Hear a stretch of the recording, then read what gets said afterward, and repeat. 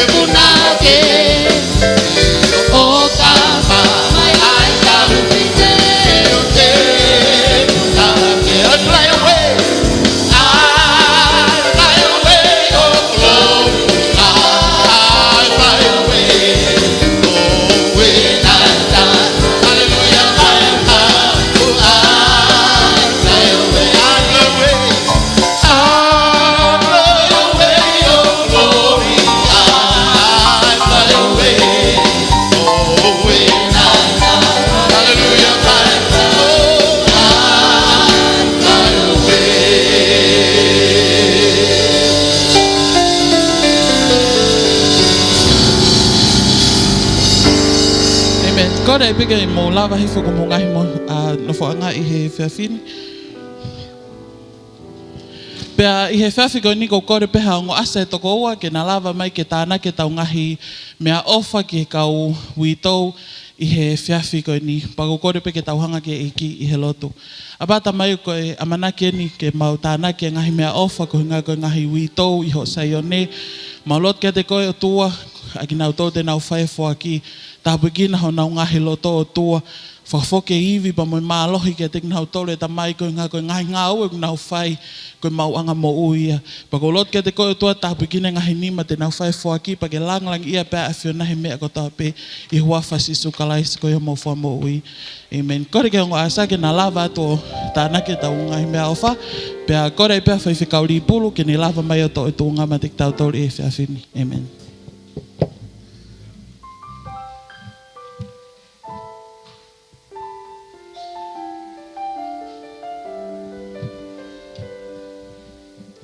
Rea Jehova kaha ua tolu. Paveta iki hallelujah. Amen. Amen. Hui ka tau taimi he whawhini. Ke pam ke tuanga taimla ke wholofola o tua ka tak whatonga iange. Hui tau ngai whanongonongo ki laila he whawhini koe whalaite ko ni ko tau programa youth mo teens mo more ka tako popo kiai. Pea kore te tau tai whanau, whamore ka tako tokoni mai. Ino mai tau whanau ke pokalama koe youth mai teens koe ka hau na tole sesi. O ke tā pua ke nau malu mai ke whare o tua. Whawheta i ke iki. Wat pe kore ka te mutoka tai whanau, whamore pou o mai ho whanau. Ke pokalama koe youth mai teens. Whalaite o wikeni i he apsisini. Ele rea nau pokalama tau whaosia ke tau lotu hufia po whalaite. Hallelujah! Taimi hawhea hango furu. Whamalaulai ka sista vika pe ka vriami. I no tonga i mai tau lotu hufia i he po tu si te tau kautaki. Pe ke tau lotu hufia he po whalaite. Kau te kore ka te motoko hawa ne po. Toko lahi apita lotu. Se kangu te kaure ka lotu. Ka koure at ke kaurita ko i lotu. Ko te ke hao lotu. Koure at ku whalata lahi at. Hako ta lote po whalaite. E hoko koe tā puak pa me whakoloa ka te tau tolu. Koe kuangania ku keheia. Kuanga whaosio kehe koe ke pehe me te voloko hai whai whekau. Koe hai tīkoni, koe hai rita, koe hai taki, koe hai evangerio. O ko whalato lahi at hau ke tau tangi ke Jehova. Whaweta ai ke eki. O te tau hanu e hike me i moa, po hike ti solo, ka koe taimen ke tau hao te kaki ke eki. Tau hufia, po whalai te tau pure anga, tau hufia tau ngai mission pese, tau ngai kempasi, hufia family whai whekau, pate ke mau e taimi ke lotu ma au. Whaweta ai ke eki, kulai pe ngai whai moikena, o whainga maari e pe, kula pe ulai ngai whai moikena, pia kusai pe ule rei o pit peia, ka kone whainga maari e pe pa ke hao. Whaweta ai ke eki, ka wako toi tapu ko toi pe whai lotu, whanongonongo atu, o whaam ake te keto ri ake lotu hufia e pōtu si te, pe me tau lotu koe he pōwhara te tatau pe koe mohoa, ko whie mau ke maukau po he tau lotu hufia pōtu si te, mo tau lotu hufia pōwhara te. Ko whanonongo anga tonat ke te motolu mau inga upito, tau tāsi pinga me muan, tau hoko koe tāpua ki koe tenga koe te ke toho tai mini, koe me te ke utu apongpongi, he siasi te ke ngā uai, tau pe tau ngai departmenti, tau kautaki ministry, hau ke tau kumi ke Jehova. Whaweta i ke ki telu, uta mai koe po whanate hau ke tau tangi ka Jehova. Whaweta i ke iki. Kou sio ke mea kwhai he lotu. Whanongo ma hanga mai he whawhin. O kou sio mata ke mea kwhai he lotu. A hono mālohi, a hono mafi he lotu. Whaweta i ke iki. Kula te ke whenga koe mamulere i pepa tāpua ki pe. Ko taimi te ke fu i he lotu ko talatu ke te koe. Mafi o Jehova. O te ke ia tangata tene lakase mafi o tua.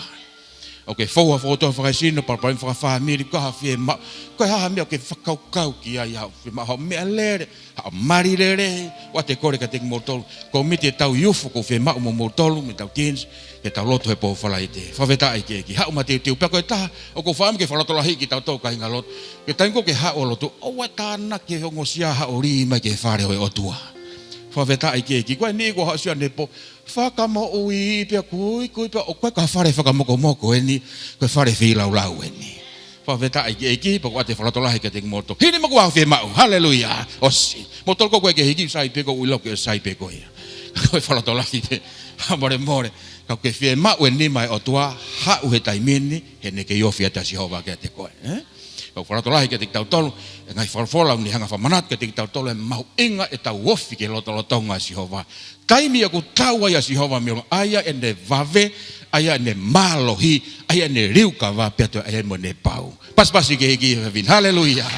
Kau whalatolahi atu hau e pōwhalaite, e tau whangong ka sista vika, te ne tataki tau tolu, e tau ngahi ka venga, te tau tangi mo tau hufia ke eki, i he pōwhalaite. Sapate ko niko tau sapate Education Sunday, e tau sapate ako ia, ta lere ke pe ai sante sapati ako ko tau English campus he pongpongi tai mafe ngo fulu ko tau Tongan service i he taimi hoko tataha ko tau Tongan service tau sapati ako ia pe te tau whanau ko ate ko re motor fa more te pe whanau ka turi mai tau taimi ko ta ke ko tataha te tau kamata ia sapate ko ngana te pate pongpongi te nau te pate he po sapate weekend o hoko tāpua ko wakai ke nau ki proklama nau te teo kiai e taim tatau pe ke komiti ko Sunday School ka hiri pe tau loto e pon tau ki whakatawawe pe mo tolu he pon hiri pe tau whanongo ke wholofola e otua ai ko sapate ako e sapate ko ni ko krina tau obsesi wikeni kempasi ua ia ko refreshment ke sapate ko ni kempasi uraki ia ko tono ko mau ko whatonton mai i he tau sapate ko ni ako i he sapate ko ni te tau te kompai ni pe sapate hoko mai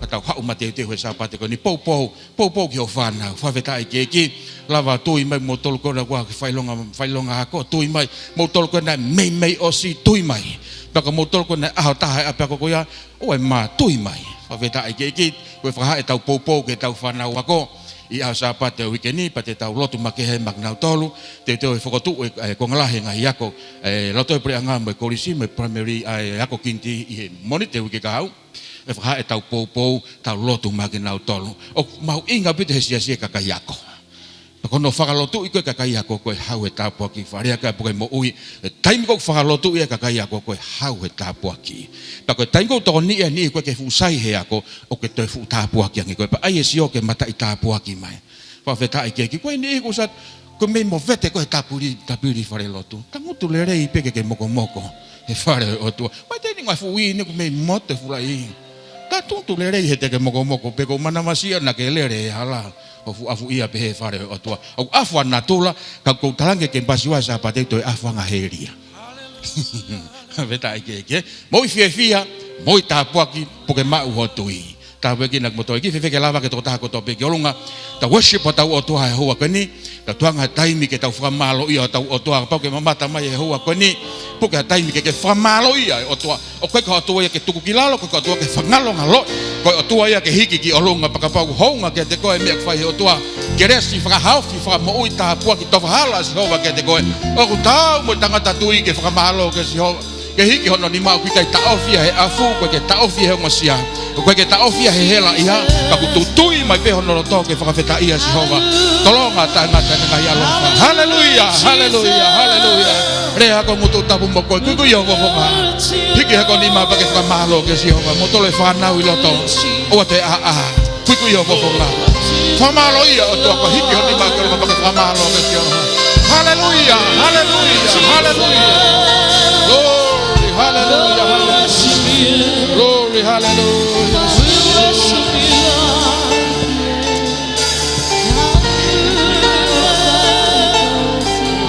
Thank you, Jesus.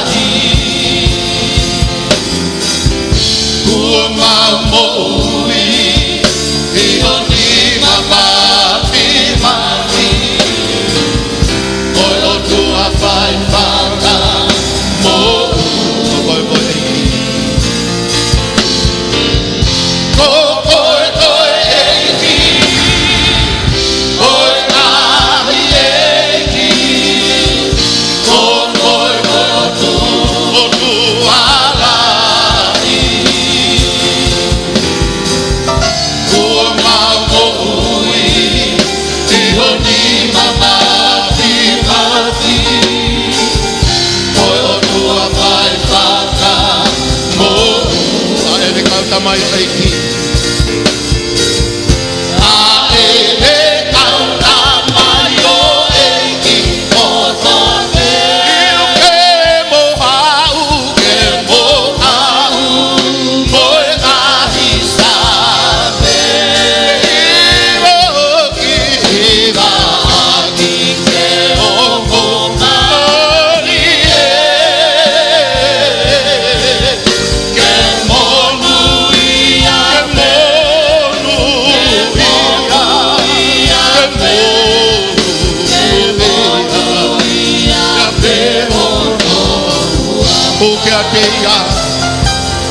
Oh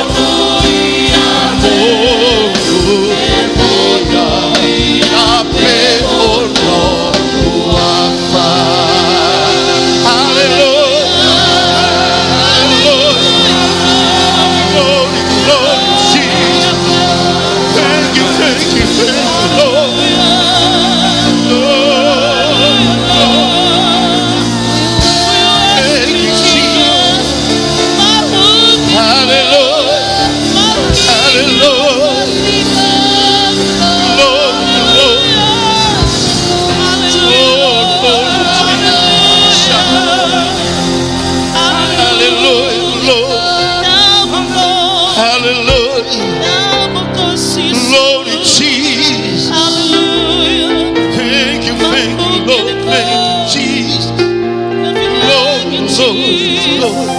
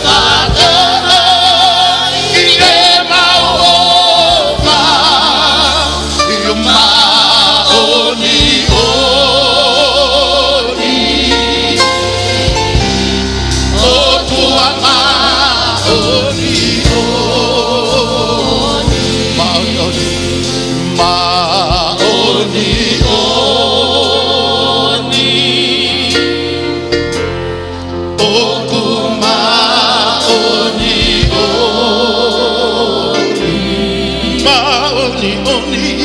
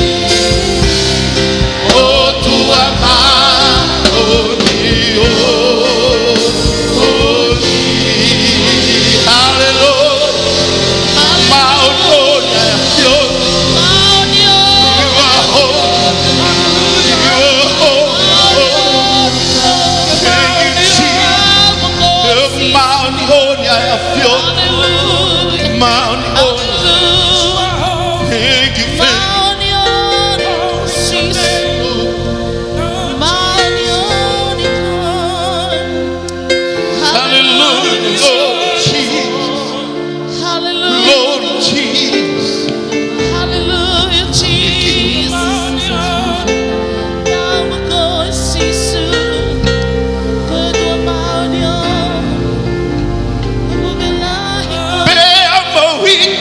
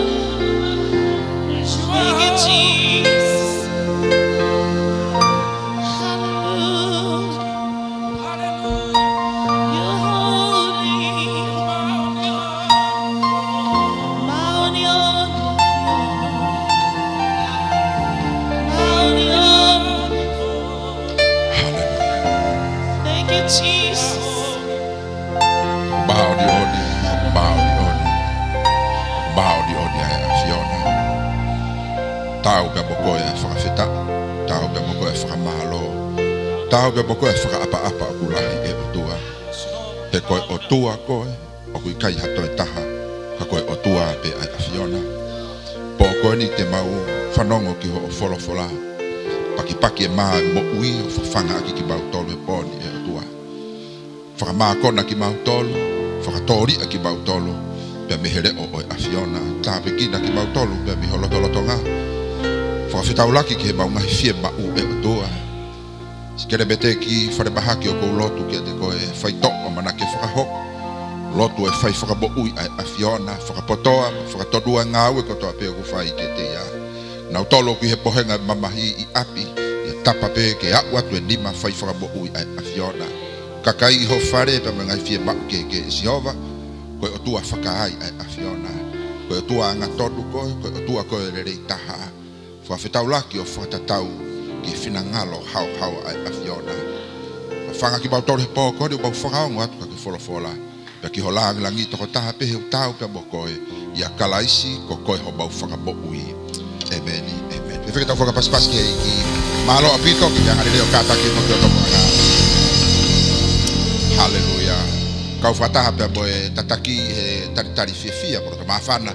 Mo tolu mo tokisi i lava tō mui mai ke ahokoen. Wa whiawhia ke whakaet ko te motoro si fofongai whae pe ngai tamai. Toko taha ko toko toa pe tau kau whataha he whare o tua. Ke tau hiki mo tau whakamalo, whakaapa-apa, whakaongorerei e huafa o Jehova. Pe kai ngatai ke tau wako pe me wholofola o tua. Whakoloa bawai pe e wike ko toa pe tau hau ko uhi ko Jehova pe mo de wholofola. Pe koe whakoloa ia e whiafkoen, whiawhia ke wakai atu. Ke tāpi kina ki mo tolu e ki. Koe tanga taibi e pō koe ni ko wham ke tau hoko atu i he talanoa pe moe whakaloto lahi pe moe ako pe me he whakakau koe aku tau kamata mai he tau ko eni pe moe ak mai ki he sāpate ko tau situa pe me ai whakate fito pe whakamalu kotoa i he re wolofo au ko ia o tui. Tau amanaki re ki ai i he tau ko ni he startup pe moe kamata ko ia o tau whai. Mo tau sio ma whakamamau atu ki he tepi pe koe wheitu te tau wau koe i he ngataanga o tau koe ni pe tau i he siate makehe ki he wafe wafitu ka koe tau koe ni oku whakakoloa ai whakakaukau koe ia oku whakakavenga pe whakakapasa aki aho tau taki tau hi waka pe koe waka i he potu ngā au e ministry he mea ofa o hau pe ki he waka whakawhabiri ke ne whai ho tau tā ke kina ki hare volo o ku makehe, hare volo o ku fo'ou. Pea koe whakaukau ia me he sāpate konu o tau si tua pia me iai. Te hoko atu ai i he pō koe ni, he taimi o ku tau mau, pia mo wholofola koe na tau ngau e ake sāpate.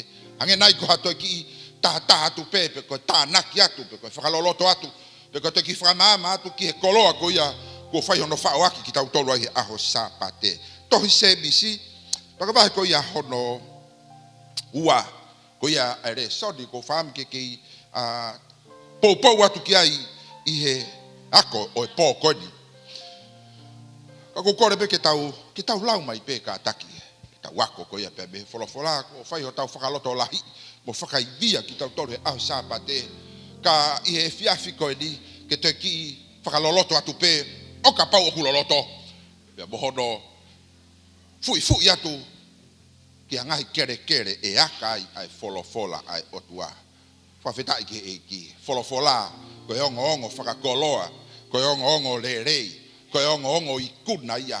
Pea o mai e fu ongo ko ia ki ngahi kalasi kehe e whare koe ni. Kalasi uluaki, kalasi hono ua, kalasi hono tolu. Pea koe amanaki ki au mai ke kalasi hono wha, o ku toko lahi ho tau whare ni. E tō he kai tae aonga ai kosperi pe mo ongo a kalaisi ki ha kere e aonga ki ai ne ongo ku fa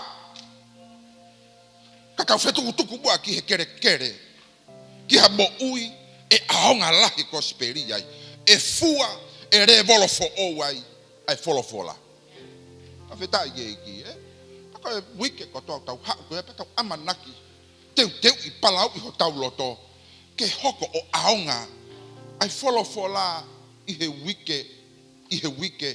wike koto ape. Na kere e taha matu aki maulalo au puta hala ke ai hano. O si faiteri hape alu se atevo a se tade yai. Ko foi tolu ko to atu ka toa.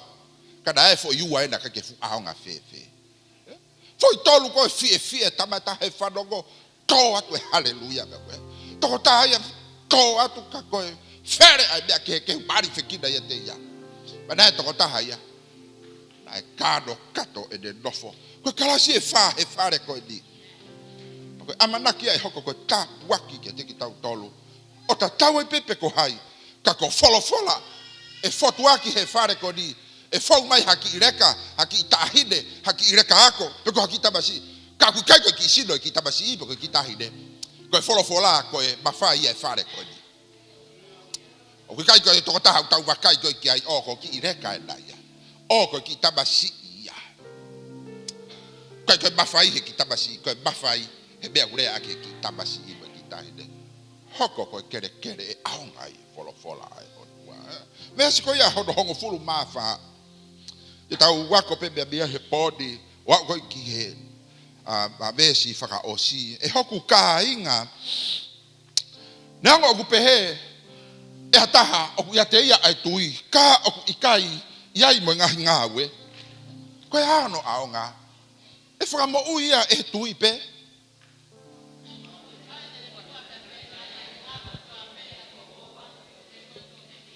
pehe e hobo toko taha alu o ke fie maari pe ke ba fana pe ke ba koda ka ikai si te bo atu ki ai anga hime anga ke sino ano aonga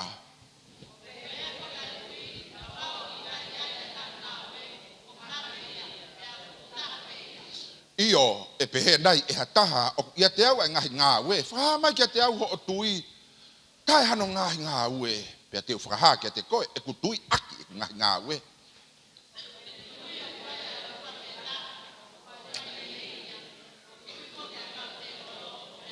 ka o ku ke loto ke ilo e tangata vare ko tu ta iai anga ngawe o bate ia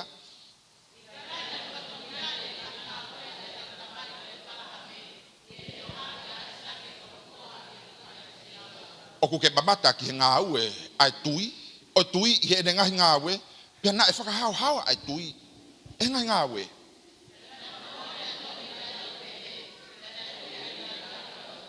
ko di o ku bo mamata o ku faka tonu hia e tangata e ngawe kai I he tui pe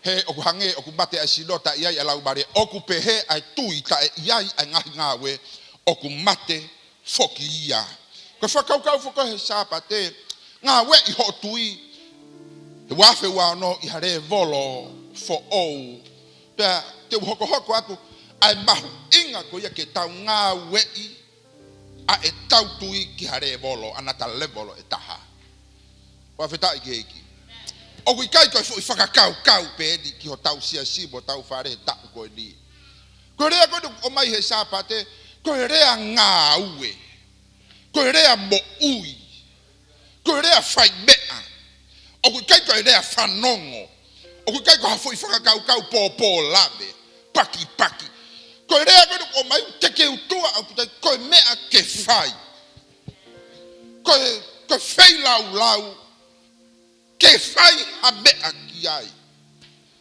ko se bisi edu ku de o mai ke te tau tolu me faka ko sa bate ke hoko tu pe ai I hono ki tanaki atu ki te koe pe bo ki tau tolu hono koto ape mahu inga ko ia ke tau ngawe a e tau tui ko se misia he ko tui ko o ku kai ke ngawe o ku mate ia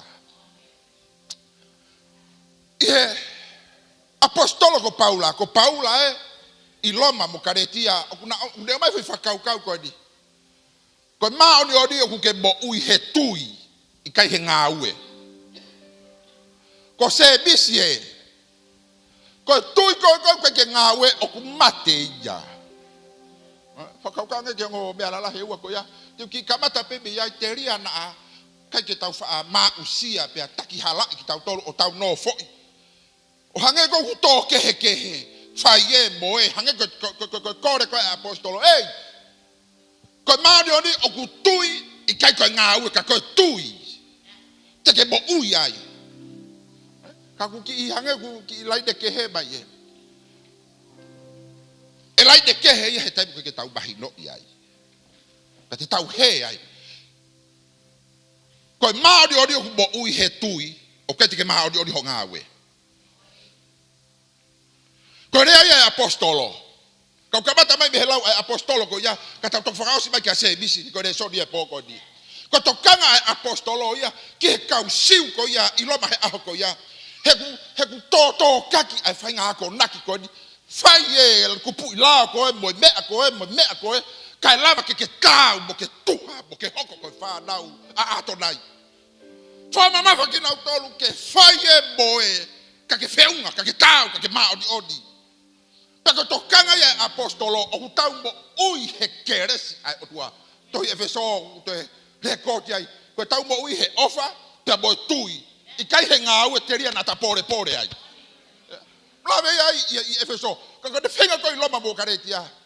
O ku kai ko whai e mo e. Hange ko beo talatu he kaula pai. Beo ko talatu he kaula eki. Ke whai e mo e ka ke maoni odi. Talange si sue toi matiu. Kai ta tau ho mo maoni odi. Whakalaka ko mo maoni odi he maoni odi kau whare si he kai sio hata he puranga o tua. Ko maoni odi a kau lotu e aho koe.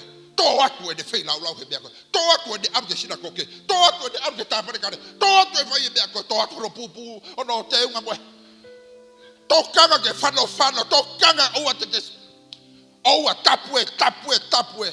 Talange e apostolo. Hei kai te ke maoni odi koe ai. Koe maoni odi ko o tui ke mea na whai e karaisi. I kare mare. O kui koe maoni odi. Tano re mai. Whenga koe apostolo ke mahinot ka nau tolu. A e palahame. E palahame mahanu tahani masi enesi. Na e whekau wholofola pia si hova e palahame.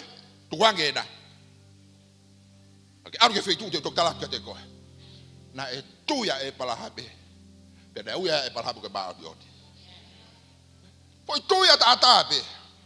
Koe whama mawhai apostolo. O kui kai koe tau hau. O mau ai mo ui ho ngā we. O tau mo ui. I he tau hau. O tui kia kalaisi. Sai hange ne mai whakatata ko ni ko mai. Hange ia. Kua fu matapā. Ko tui ko ia ku hange matapā. Ku ke hou mai ki he whāmiri. Ku ke hou mai ki he siakare o monu ia. Ku ke hou mai ki he siakare o tāpuaki. Ku ke hou mai ki he siakare o amanaki re rei. Whilahe ko sisu ko au pe ko e matapā. Ona ke hau ahala ke he. Sai ko se bisi. He kei mana tui. Hangea se bisa ko au ko e hala. Kai ke lue. Malo ku ke to mai o bo ui. Ko mea ofa ya. Ko ke fai ngawe. Ke ma odi ke bo ui. Ko au na ku fai ngawe. Ko o tui pe ko ke bo ui. Ko o tui pe ku tari ko he puranga tua. Ko o tui pe.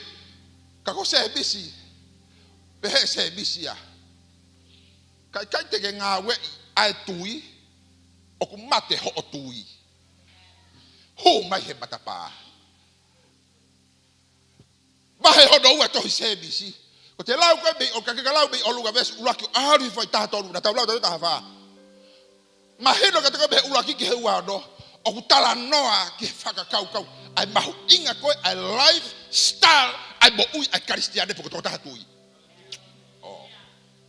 O ku mahu inga ia ki a se bisi, he koe tohi a se bisi ki he kau lotu, o koe kau karistiane. O aho ko ia. Ko ne whenga ke whaka ulunganga ki nau tolu. Whaka hino ki nau tolu. Ke ngahi bodi. Mea. O uruaki sia si he aho ko ia. Ke hao mo ki he ki he tui. Na kai ke tau whatu mai peko tau whai mea mo, tau lava mea mo, sai mo, tō atu mo. Mahalo mo kresia e otua. Mahalo mo ene ofa. Pea ko tui ko ia, whawheta, pasi a he vani. Tari ki tau ke whabini la he otua. Pea koe koe ngata angaya. O koe koe tui ke hau peo heke heka he funga sai pōti. O koe koe tui ke whaka heka pehe sea. O koe koe tui ke hau peo pō lave. Pehe se misi. Whawheta koe tui koe pula koe kresa e otua ia te koe. E fie mau ia ke exercise ke ngā we. He kai ke ngā we. Ai pula, ai sit, ai tenga, ai meawha ko ia. E whai peo mai, e whai peo mate. Noko ni mai siso. Whakau ke ai. o tau tau mai ki loto ko seke whakaukau e wafe ua ono ngā we I ho tui ke tau hiki mai a me lalo kolosi ke tau whenga atu ki he peni te kosi si mea tau manu mai siso I whatala noa peni te kosi tau hau pe he ofa mena ke tui he mea de whai he kolosi ko toi ni e whanonga ki he mohu pe moe mafio si hova o ke fumahi no ya ngā wei whewhe o kure rea si hova tā tō tā whā ki sio le rei pe.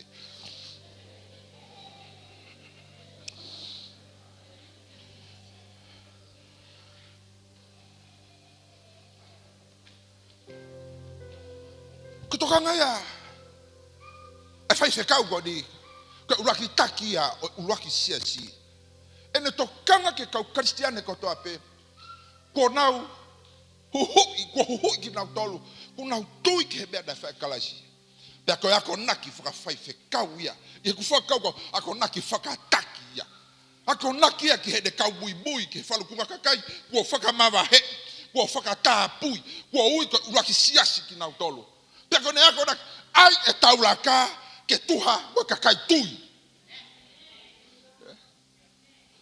Aue humai hataha pea whiri mānako boho whakamaui o kuke mama koe o kuke tō atu koe soko olunga ia wahe kai mahunga maari e tau tala loa ke ngāwe e tui lalo vesu tanu tokango se e misi ki he kau tui koe nane whiga tukwe whahinga sio ko ia taha vesi I loto ai vesi hono malu nai wahe ko hono wa ofa ki ho kau ngā api mana tui a lao whakatui mana tui e lao whakalangi ko ia lao whaka eiki ko ia ofa ki ho kau ngā api o hange ko ofa ki te koe se ka kakalawa ke mahunga maari e ngā we e tui e beni o rewa o wawe ke mea whakamāteri e ka tau sio ki he atakai e tohi tapu a whenga te apostolo he ko whenga tunga na e waksiasi koe mama hake e mo haue ha maa lunga lau peka vesu laki e vesu tātolu si re re iai he toki tokanga e ko ri e kina mo masiva tu hausia ha ko tu he tu turi ko e ka ta ku ta ko e ko veso do laki ke veso do ta tolu ta ka fenga ko e ataki o laki sia si ke faka ulunga nga e na tui o ku kai ko tui ia na kai faka bo ui na kai faka hu mai ki ta tolu na kai foki mai me ofa ko ke tau ha o fai faka ba holo lo ton ha ko ki he alu ko ki bui ki he pere vai se bisi besi na no valu fit wodo mana tui porque tokanga ki he lao faka eiki lao faka tui ko ofa he kaunga e ngawe fe ofa ko te aspi lalo ad ko de ta di bata ta fit ta ulau ko e ngawe fe o kwe me ke ngawe hono mai ki tau e kalaisi ki hono family lai ko re ai ai taki ai uraki fe kau ai sia si ke te ki tolu na kai o mai ki tolu ke tau ha o pe he na mai ki tolu ke tau hanga o manifest ai ola ko ia o tui ko tau ha o ke whakae ki olunga ai result ai ola ko ia o mea ku fai e kalaisi what by so he ko ngā we ko ola ia o mea na fai he o tua I loto he tangata ko mea na fai he tangata I loto hono tangata ko mea na fai he o tua I loto he mo ui e toko taha piriva pe a totonu ke e a mai hono result ko ia ki tua o kui ko ngā ue e beni o ke hatu ia I loto tai asi mai ki tua ko tu I ku pau ke manifest mai ia horea ho fe ohi ho fai be ku ke tau rea ke be ko ia ko tu ke be ko ia ko tau alu ki ai ko tu ki ai ko tau ko neki ki ai ko tu o ku de manifest ki tua ai be ku ke tu ki ai Ko e ola ia o mea ku instalo I loto ia te ki tau tolu. Ko. Tātou tawhaki. Hallelujah, praise the Lord.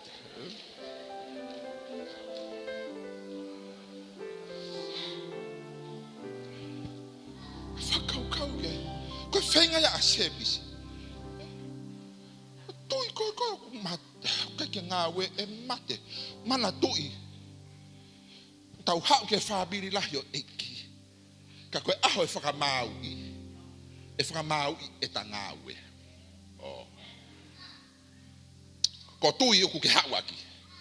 Ka koe whakamau o koe ko tui ko ngā we. Hau, anga whewhe. I lalo pehe siu pehe hei. So ke whakatui ko I o lunga e reves na ke tau lau. Mana tui e lao whakatui. Ofa he toko toa pio hake ko ofa ia koe. Pe pe tu le ka kai ke ngā we e bea ko ia. A lao ko ia. Ke pe atu. Sta loto ba e fie kai ia koe. Bo sia koe. Tu hau sia koe. Ko tu kanga ma se bisi kau tui. Ko aho ko ia te pe atu. Mati wadiba. Ko konteks mati wadiba tala no peke afrabau. Tau po ou, alu tau po poto ta. Ko ya te ke ha to bui ko ha ko. Te pe ha to ka ali fo ilala ba do wadiba pe he. Ya di te ke pe he ba na ba si fo ko ke fi ka ya hey. Na ba si fo ko na ke bokosia. Ko ne fo ba te ke te fo fa ke he ko si be sipi. I kai na ku fi ka ya hala ke tokanga mai ka te au. So que toi sebisi nga we e be ku fai kala isi te ki tau tolu o tau toi ki te ia o mai ki tau tolu e toi ko ya ki assignment ki nga we ki fekau ki commission ai otua ma au pia mo au fekau ha ko la pe lo tau mai ki lo to e a god faka mo ui ko la pe ko ha he tui pa ko mo ui ke ko ui he tui pa ko ia ko ma oni fra poto ba deva se bis ko Paulo ko apostolo io ke ha ki loto ko te ha ko ia ko ha he bera de fai be ba de se bis o te ke ta ko pe da te ke bate ko pa feta ku ke to ba ki loto o fe ma ke ia nga we ke fai he kai e teilo kai e mai kai e paku kai e moa ai tui na sia fa ku ka ko ke boko sia a fra bau fra mau e ngawe ko a ka lotu ko ni fa ka ko sipia ta ko kosia na sia ka ya de fe ko fe kai ya ko sipia au na sia ka ko de fe o ke fe kai na sia ka ko de fe o ke riekina anga sisu ko fai ko ka ta ma ulalo hi fo ya ko besu rogi ve sta tolo to se bisi va do wape abia ko fili ba dako la ve so do ta fa fu ki la lo asi pe ai nga we e tui ke ka be ko ka ba mo sia ka te refua ka fi ka ya ko bi hola ka bo sia te ke ma mati wadi ba we ta ko nga we ke fai ko re volo fo o te ta alu ko ki ai ko sio ki he fie ba u ko sio ki he fai ngata ya ko sio ke tuku house ya o ku kai ko tala noa o ku kai ko fa kurupo tiskasi o ku kai nga we ko bi fo ke fili a hore finga ko te volo ke whakakulupu e ka kai koe ai otua. O nau tokanga holo ke ngai isiu I loto. Kai ke nau provide hatari, ha solution ke me ai loto. He nau whakoto uia I loto, ke ne hana sapalai, ha solution ke me aku hoko I loto. Ka nau whakoto uia I loto, ke alu ki tua, o ku kai koe mau no foa I loto, he koe lahe mau no foa koe I loto, e tau tuhu, tau whana, tau I loto. Ka koe taimu ko tau ngau e ki tua. He koe mama I kai ke mama, koe mama ki he po uri. Koe Koe masi ko ke whanu masi ba. Epe ka kona he masi. Koe masi ba ke whetu koe ke ha masi ba. Whetu o whieka ia. Whetu o huri e kina. Ngā ue i ho tui. E tau tui. Aki tau tolu koe ni. Te ke sio ke mo ui kehe asi he tau koe ni. Level kehe a life.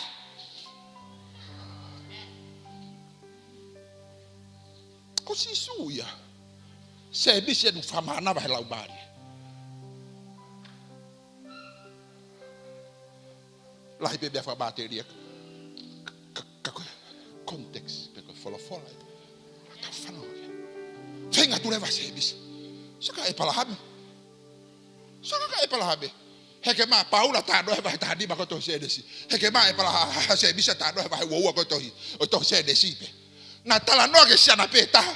Ka koe wheitu u kehe kehe. Mo e na uhinga kehe kehe. Mo e kakai kehe kehe. Saka ngā we de e palahame ene tui. Kua uia koe maa o di oni. He de talango fua he de whanongo pe. Kone ngā we i edi o makehe afa. O au ka tunga age fui ka hoa koe whāta koe faith. Anga mo futai tolo e monu i e toko taha ko toko toa pe ia koe. Toko taha ko toko toa pe haku e koe. Monu i am. He ku ke ngā we i koe. Taka whia lau e level o kehe te ke alu koe. Mei ho o toko taha. Bo nofo hage ku ke ai ha amanaki. Te ke alu koe mei he paa. Ki he maru tipalai. Ai monu i am. He ku kai te ke tui ata. Ka ku ke o mai moho o whaanga. O ngā we i ke revolo taha. Te ke toki sio ai ke revolo fo ou. E iai ho whaabiri. Kwa ke foi tui okay. Aru fido. Lue. Whango fua lue ia. Pea ui koe maa o di odi koe. Whanonge wholofola si o wha. Pea talango fua. Whai ki ai. Sio ke ngā ue mo revolo kehe koe. Fia lano ave o tua revolo o e pala be ke tu unga ku maa anunga. He koe tui. Tede e ke ia mea ku ke ofai. Koe tui ia koe mea ku ke sai ia i mo balava. Mea ku ke fai mo mea ku hodiba. Koe tui ia tede e ke i ai mea o ku tae malava. Toko di mai siso. Yo si ilo pe koe futala noa e pala be. Fo itaha, we fo itaha. E ku fiu kore i. Hoku mana waha we hoku mafu. E ku pere a we. Ho nofo ke ala mai ki ai. Ako hai koe.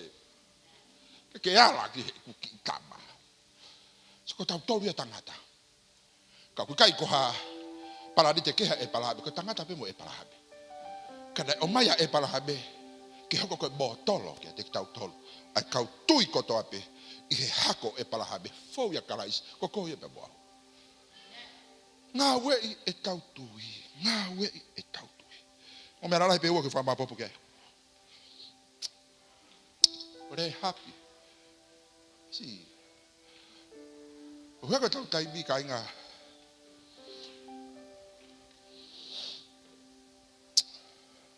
Ua lahe tau whanongo. Lahe whanongo. Mo hiri whakirerei e tui e laloi. Ua lahe whanongo ia ka inga. Ka ku maa whana pe e tau tui. I mea tau fie maaria i. Mo mea kua ua moho tau whina ngā lo. Koe tui e tohi tapu. O kai ke o ua e moho tā loto. Koe tui e tohi tapu. Te tapāhia tau he whehu i. Wai. Ui ka nake whakata. Wai. Koe whehu i ko ia. Koe ke hano tari o nai māmani. Koe tari e maupi he mani. Koe tui e ngā ue ia he whehu i koe ke hano tari. Okay. Koe tau tangu kātou koe nuke ke hata hai e fie mau ke ai habea u tae malama. Pehe mai. Koe tau fie mau ke o mai pe mea tōle rei ko tau loto. O mai pe mea ku o tau fie maari ai ho tau siasi, ho tau kainga, ho tau ngai kempasi. Ko de ki owa pe habea ku tau fie maari ku kamata ke whakamatala e tuia. O koe koe tuia e tohi tapu. Koe ta tui pe a taua. Kamata ke longo a aia. Ka mata ke nau puna kaki takai holo. Ka mata ke nau malere takai holo. Si bea o bon fanki fei. Mo pea mo tai tu yai. E toi hano ako na ki ki tau. Kono uhinga ko taibi to ke fie mau he o tua ke activate e tatui. He taibi o kuta foua habe o ke o ua bota loto. Amen. Ko fi ha i me ai ni e tau fouai. Ke ne fra manatu ka te tau tolu. O fie ba ere volo fo o e tau. Wow, ki mite di ba ko me la lai pe o fa ska fa ba ba. Ulak. Nga we i fe. E ko tui. Lahi au pito te ba kiu ko to de fere nga we ke fai kai. Da ko boho. Mea koe ke tau ngā unu ki hare volo fo o. Wai whehu ko whangawe aki pe hen. Anga whe, o kai koe whehu i ene ke ngawe aki e au. E anga whe ke tau ngā unu ki hare volo fo o. Koe whehu ene ko whaam ke o mai ka te ki tau tolu, oku pe heni. Koe hae mea oku de ta ofi ki tau tolu, me here volo fo o. Koe hae mea oku de hanga polo kai koe boau. Me hele volo fo o ko fa am ke nga umu ki ai tui. Fa fe hui fa ngo fu a pito anga fe ke tau alu. Lai pe fonga. Tu manga mai ki tari ko ni ki fa kau e ua ko. Ulaki ko ho mavahe be he mea o ku nau fai. O fai e mea o ku loto o tuake ke alu ki ai. Ko te ki to pause at peki for state bed. Ulaki disconnect ki taua me he mea koe o nau fai pe koe anga fai koe o kutalatai kata fetukutuku ke fai e mea o kuloto o tua ke tau alu ki ai fai ngata he ta o fai fai ngata he ko fuolo no palaki ki ai fai ngata he kuta family fai ngata he kuta fe aonga aki fai ngata he ku ke fai hoku loto fai ngata kai pe ke tau te baba he tau tolu kai pe ke te fanga unuia koe ku manavasi koe ku whakahoho loto koe ku whalala tangata koe hafu koe mea ko mak foi ma mea ko ma wahe me he mea o ku nau whai he koe re volo anga mahedia o wafe wano koe wafe ua fitu koe fina ngalo o tua o ku mamahi o ku tamala o ku fetotoi, o ku kona. Koe whirangalo e o tua ku kai ke tatau e boku loto. Koe whehui e whai ho loto pe whai ho loto. Koe re volo fo au e tui. O staibi, whaasipe. E ke te lawi kia ngai wholo whola. Ko hono ua, ko ho o tokanga ki he mea. Ko ho o to o ho tokanga. Me he mea ku nau sio mai aki. O focus he palobes ai otua pe mo ede ma oni masi hake ko talano ko e kabataanga e takwa to ho focus me he fra batala ai fa bili ka unga loto ka ke keep focus ke to ta da ke fadogo ai da de fra ai kui le fai eva pipiki le foto wa bate o fitano herea o focus be honorea te fito ko fa kolo ato fa kau ko ila se kodi ko takwen ke nga we e be wa o tua o mai ka tik tau tol ulwaki na de nga ho i hodo i bisi bodo tatau fa fita iki fa kau ki ai pepe se o tua porque o mai ko ya to fa foki ki tau tolu he be na fa kala sibo e tau tui ki te ya ko pepe se o tua ke ai te ki tau tolu e a de modu ya e de tapu aki ko te pu ke a do ibisi o ma odi ke a kakau o ya te ki tau tolu an ko de to se bisi offer siutasi offer pe ko ya siutasi sika ki blava ya Kako si suwa na ta worship ki ai. O si ilo pe be fai ki ai. Ada ke o mai pe ofa. Ika o de tu ko fekau. E ko re ai to se bisi olunga. Ka mahino de stafa ke. Besu wa no. Nga we ye ofa ko ya. Nga we to nga bo ui ko ya. Ka ku ke tui mai ki au na install ko. Aki ai tui, ko tui au, ko tui na watu ke ta fe ko taki. Ko nga we na ku fai ke ta fe la ve. E da ke fai holoto porque si tu a pe beteu itedi. A hodu ko fai ka to nga we. Et least ho tui pe. To fa foki mai ko. Porque nga we e koloa na fa koloa ko. Ko de volo fo we al ke fare ko di. Ka pa we nga udu. Ai ta nga we e be akalaisi. Ka pa we nga udu ta nga we e be akuloto ke otua. Ka pa nga udu ta loto taha. Kwa ke ta faka kulupu, ka ta loto ta ke ta nga we I faka taha. Ai me aku hohori ke ai otua. Ai me aku manako ai ku favor otua. Oku kai ko fora ae boy. Ko fora ko fekau ko loto o Jehova. Ko ha holoto ka be ko bo uau. Ko ha holoto ko be ku fai bari aku. Ko ha holoto ka ko be aku mate ku tabai. Ko ha holoto. Talaba no loto adaya. Ka hala ke ko bo ua ko be hato ko bo ua. Be ba sisu toku ho bo wa ke tan e de bo ua. Fu tafu afito. Ko revolo fo ouya. Habia to ko si ai be ko be bo ua. Ba fe bo kina. O fa mari. Mate tabai ba fa e. Yo lo fa kinga we. Be ba sisu ta ke ka go bo revolo hoko. Ta be kina motor he ki was time. Ko ka hibanga na ko atak me kwan. Nga we tau tui. Nga we tau tui. Tui ki hai. Tui ki fora to ko hai fora ko ka kano ko kalaisia. Ko revolo fo ou, ko tau fai pe beta tau wa fe wa no. Ko revolo fo ou ko tau po tala no ape. Fe vahe aki pe. I ba fala mo fie bari. Ko revolo fo ou o tangia. Ko revolo fo ou o mamahia. Ko revolo fo ou o fei lauia. Ko revolo fo ou o lai de buaya. Ko revolo fo ou o asia ki bua.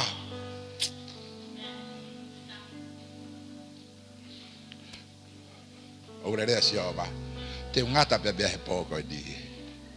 Hange mau fu baba ko fa bore atu. Ave ko veve la ki tu ka ai pe ha fola. Ure atu o tu ka te ko pouco di. Porque fa ta ki. Porque o fa I pe ta tole o tu.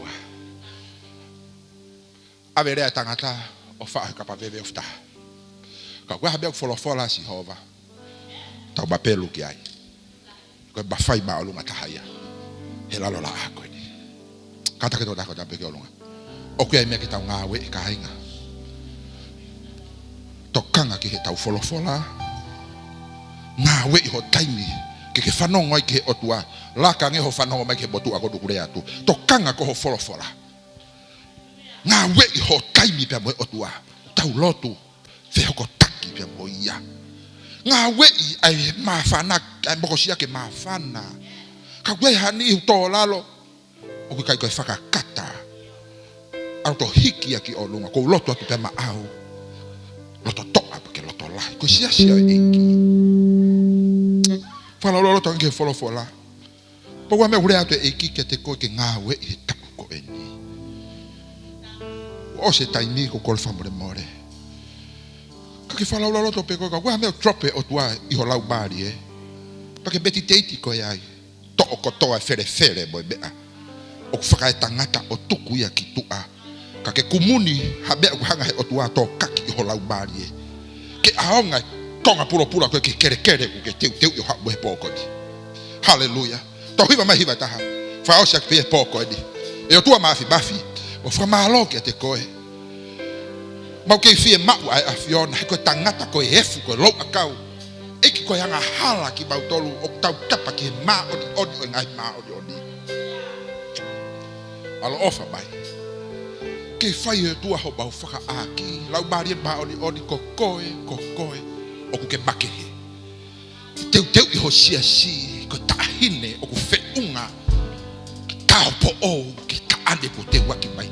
Teu I e ta mai me fae ko aki ho tata aki ho lau mari ma odi aki ho folo folaio tua to bo fere tangata ka ki faka no e kolo ai afiona e te ki bau tolu ke bau kubuni pa bau foki boy ki api ke bau tariteu ko halolo ke katoanga ko ke te wa tape kina tabai me fae na tolu ko be mai bau fie bau lahi be afiona bau fie bau ai afiona lau mari ma odi fa osi ko ngawe hallelujah tau hiba mai hiba ko ni tau fata ke o tua hallelujah yes glory tu iki wa be ko ke fo mo ke fe hanga i be mo ya kainga to mai hotoka nga pe mi ya tinga o ave ke kalai o kai to buia o ku bo uia o ku ne ilo o ku de sio mai pe ke be ke fo ai que de fai nga ue que te koe